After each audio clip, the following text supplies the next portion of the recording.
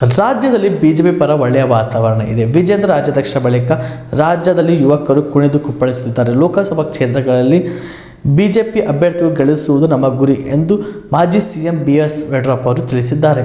ದಾವಣಗೆರೆಯಲ್ಲಿ ಜಿಎಂಐಟಿ ಅತಿಥಿ ಗೃಹದಲ್ಲಿ ಮಾತನಾಡಿದ ಅವರು, ಹಿಜಾಬ್ ವಿಚಾರದಲ್ಲಿ ನಮ್ಮೆಲ್ಲರ ಆಕ್ರೋಶದ ಹಿನ್ನೆಲೆ ಸಿದ್ದರಾಮಯ್ಯನವರು ಹೇಳಿಕೆ ಹಿಂದೆ ಪಡೆದಿದ್ದಾರೆ. ನಾವು ಅಲ್ಪಸಂಖ್ಯಾತರ ವಿರೋಧಿಗಳಲ್ಲ. ಜಾತಿಯ ವಿಷ ಬೀಜ ಬಿತ್ತುವ ಕೆಲಸ ಸಿದ್ದರಾಮಯ್ಯ ಬಿಡಬೇಕು. ವಿಷ ಬೀಜ ಬಿತ್ತುವುದರಿಂದ ಅವರಿಗೆ ಯಾವುದೇ ಲಾಭ ಆಗಲ್ಲ ಎಂದರು. ಜಾತಿ ಗಣತಿ ವರದಿ ಬಗ್ಗೆ ಪ್ರತಿಕ್ರಿಯಿಸಿದ ಅವರು, ಜಾತಿ ಗಣತಿ ಬೇಡ ಎಂಬ ಭಾವನೆ ಬಹುತೇಕರಲ್ಲಿ ಬಂದಿದೆ. ಗಣತಿಯು ವೈಜ್ಞಾನಿಕವಾಗಿ ಆಗಬೇಕು ಎಂಬ ಭಾವನೆ ಇದೆ. ನಾವು ಕೂಡ ಅದನ್ನೇ ಹೇಳುತ್ತೇವೆ. ಇನ್ನೊಮ್ಮೆ ಸಮೀಕ್ಷೆ ಆಗಲಿ ಎಂದು ರಾಜ್ಯ ಸರ್ಕಾರಕ್ಕೆ ಒತ್ತಾಯಿಸಿದರು. ಪ್ರಧಾನಿ ನರೇಂದ್ರ ಮೋದಿಯವರಿಗೆ ಸರಿಸಮಾನವಾದಂಥ ಯಾವುದೇ ವ್ಯಕ್ತಿ ಬೇರೆ ರಾಜಕೀಯ ಪಕ್ಷದಲ್ಲಿ ಕಾಂಗ್ರೆಸ್ ಸೇರಿ ಇಲ್ಲದೇ ಇರೋದರಿಂದ ನಮಗೆ ದೊಡ್ಡ ರೀತಿಯ ಒಂದು ಬೆಂಬಲ ಸಿಗೋದಿದೆ.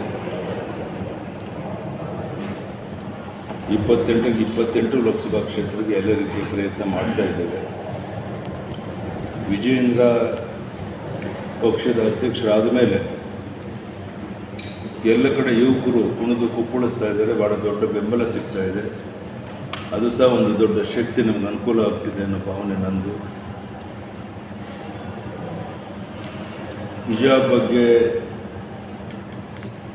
ಮುಖ್ಯಮಂತ್ರಿ ಸಿದ್ದರಾಮಯ್ಯನವರು ನಮ್ಮೆಲ್ಲರ ಒತ್ತಾಯಕ್ಕೆ ಮಣಿದು ಕೊನೆಗೆ ಅವ್ರ ಹೇಳಿಕೆಯನ್ನು ವಾಪಸ್ ಪಡೆದಿರುವಂಥದ್ದು ತುಂಬ ಒಳ್ಳೆಯ ಸಂಗತಿ.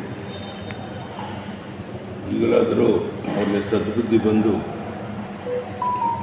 ನಾವು ಅಲ್ಪಸಂಖ್ಯಾತರ ವಿರೋಧಿಗಳಲ್ಲ, ಹಿಂದೂ ಮುಸ್ಲಿಂ ಕ್ರಿಶ್ಚಿಯನ್ ಎಲ್ಲರೂ ಒಂದೇ ತಾಯಿ ಮಕ್ಕಳಂತೆ ಬಾಳಬೇಕು ಅಂತ ಹೇಳುವಂಥ ಪಾರ್ಟಿ ಭಾರತೀಯ ಜನತಾ ಪಾರ್ಟಿ. ಪ್ರಧಾನಿ ನರೇಂದ್ರ ಮೋದಿಯವರು ಇದನ್ನು 16 ಬಾರಿ ಹೇಳಿದ್ದಾರೆ. ಹೀಗಾಗಿ ಜಾತಿ ವಿಷಬೀಜ ಕೆಲಸ ಸಿದ್ದರಾಮಯ್ಯನವರು ನಿಲ್ಲಿಸಬೇಕು. ಇದರಿಂದ ನಿಮಗೆ ಯಾವುದೇ ರೀತಿಯ ಲಾಭ ಆಗೋದಿಲ್ಲ ಅನ್ನೋ ಮಾತನ್ನು ಹೇಳ್ತಾ, ಇವತ್ತು ಕಾರ್ಯಕ್ರಮ ಭಾಗವಹಿಸೋಕ್ಕೋಸ್ಕರ ನಾನು ಬಂದಿದ್ದೇನೆ. ಮಧ್ಯಾಹ್ನದ ಮೇಲೆ ನನ್ನ ಕಾರ್ಯಕ್ರಮ ಇದೆ. ಕಾರ್ಯಕ್ರಮ ಮುಗಿಸಿ ನಾಳೆ ಇವತ್ತು ಸಾಯಂಕಾಲ ವಾಪಸ್ಸು ಬೆಂಗಳೂರಿಗೆ ಹೋಗ್ತಾರೆ. ಎಲ್ಲರ ಮನಸ್ಸಿನಲ್ಲಿ ಈಗಾಗಿರುವಂಥ ಸರ್ವೆ ವ್ಯವಸ್ಥಿತವಾಗಿ ಆಗಿಲ್ಲ ಅನ್ನುವಂಥ ಭಾವನೆ ಇದೆ. ನಂದು ಅದೇ ಭಾವನೆ.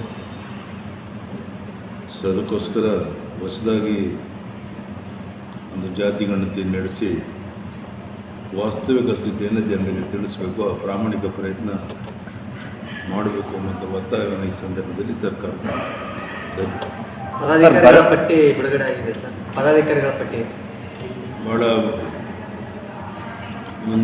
ಮುಂದಾಲೋಚನೆಯನ್ನು ಮಾಡಿ ಪ್ರಧಾನಿ ನರೇಂದ್ರ ಮೋದಿಯವ್ರ ಜೊತೆಗೆ, ಅಮಿತ್ ಶಾ ಜೊತೆಗೆ, ರಾಜ್ಯಾಧ್ಯಕ್ಷ ನಡ್ಡಾಜಿಯವ್ರ ಜೊತೆಗೆ ಮಾತಾಡಿ ವಿಜೇಂದ್ರ ಅವರು ನಿನ್ನೆ ಪದಾಧಿಕಾರಿಗಳ ಪಟ್ಟಿಯನ್ನು ಫೈನಲೈಸ್ ಮಾಡಿ ಈಗಾಗಲೇ ಪಟ್ಟಿ ಬಿಡುಗಡೆ ಆಗಿದೆ.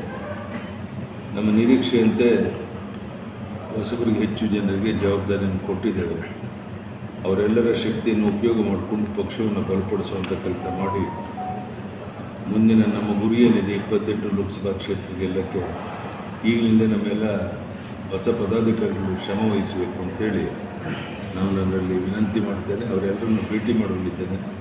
ಅವ್ರಿಗೂ ಸಹ ವಾಸ್ತವಿಕ ಸ್ಥಿತಿಯನ್ನು ತಿಳಿಸಿ ನಾನು ಸಹ ರಾಜ್ಯದಲ್ಲಿ ಪ್ರವಾಸ ಮಾಡೋದ್ರ ಮೂಲಕ 28 ಲೋಕಸಭಾ ಕ್ಷೇತ್ರ ಗೆಲ್ಲಕ್ಕೆ ಪ್ರಾಮಾಣಿಕ ಪ್ರಯತ್ನ ನಾವೆಲ್ಲ ಸರಿ ಮಾಡ್ತೀವಿ.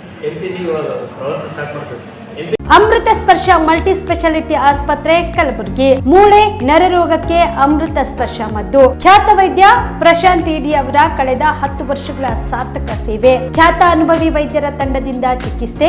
ಅಮೃತ ಸ್ಪರ್ಶ ಮಲ್ಟಿ ಸ್ಪೆಷಾಲಿಟಿ ಆಸ್ಪತ್ರೆಯಲ್ಲಿ ಸಿಗುವ ಸೌಲಭ್ಯಗಳು: ನ್ಯೂರೋ ಸರ್ಜರಿ 24x7, ಆರ್ಥೋ ಮತ್ತು ಟ್ರಾಮಾ ಕೇರ್, ಮಧುಮೇಹ, ಅಧಿಕ ರಕ್ತದೊತ್ತಡದ ಆರೈಕೆ, ಹೃದಯ ಮತ್ತು ಥೈರಾಯ್ಡ್ ಕೇರ್ 24x7, ಸ್ತ್ರೀ ರೋಗ ತಜ್ಞ ಮತ್ತು ಪ್ರಸೂತಿ ಆರೈಕೆ, COPD, asthma care 24x7, NICU, neonatal care, ಸುಸಜ್ಜಿತ ಐಸಿಯು, ಪ್ರಮುಖ ಆಪರೇಷನ್ ಥಿಯೇಟರ್ 24x7, ಹೈಟೆಕ್ ಪ್ರಯೋಗಾಲಯ 24x7, x ray 24x7, pharmacy, deluxe ಕೊಠಡಿಗಳು, ಅಡ್ವಾನ್ಸ್ ಐಸಿಯು ಮತ್ತು ಅಡ್ವಾನ್ಸ್ ಓಟಿ ಸೆಟಪ್, ಅತ್ಯಾಧುನಿಕ ಸೌಲಭ್ಯವುಳ್ಳ ಕೆಸೊಲ್ಟಿ 24x7 ಎಮರ್ಜೆನ್ಸಿ ಚಿಕಿತ್ಸೆ. ಹೆಚ್ಚಿನ ಮಾಹಿತಿಗಾಗಿ ಸಂಪರ್ಕಿಸಿ ಅಮೃತ ಸ್ಪರ್ಶ ಮಲ್ಟಿ ಸ್ಪೆಷಾಲಿಟಿ ಆಸ್ಪತ್ರೆ Kalaburagi, Biddapura colony, over bridge Kalaburagi.